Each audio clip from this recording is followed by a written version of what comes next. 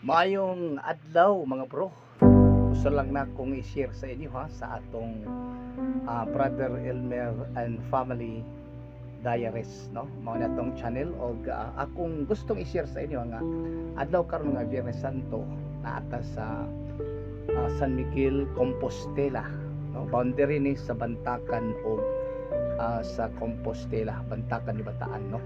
O, yata staplin sa sapa nalingaw ta naglantaw aning kabataan giuban na nato mga bro kuyog sa akong asawa o sa akong anak na si Ella.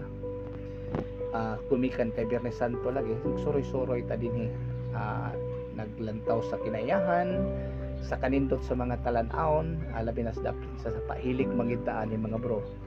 O salamat sa Dios kay gihatagan tag kahigayonan nga makaduaw dinhi unya tastada pod kaayo ang lugar, nindot kaayo kay talisawop na ang adlaw o makita gid nato ang sunlight, no, nagaradiates diha sa mga tanom, mga tanaman o mga kakahuyan o nakita nato na nindot kaayo nga hanging bridge o niya ang mga flood control projects nila din mga higala ato po ang apilon o kuan, no, daig nato na nindot kaayo diri sa Compostela ang ilang flood control project.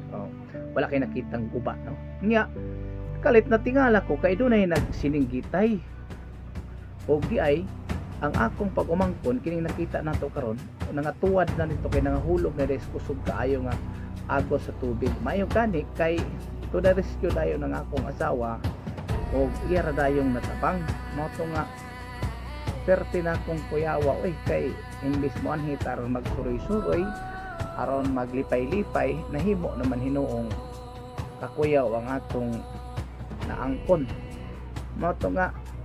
Salamat pod kay sa akong asawa abti kaayo mo na nga nindot kaayo ang magsuroy-suroy ta kauban ang anak pero kinahanglan kitang magbinantayon kay dili gid ay malikayan, dili nato matag-an nga dunay mga possible incidents, no, sa ato pa kung manata sa kalugar labi na kung kuyog ang kabataan dili gid ingon nga malingay rata or malingaw rata sa talan-awon noon sa mga atong gustong kalingawan.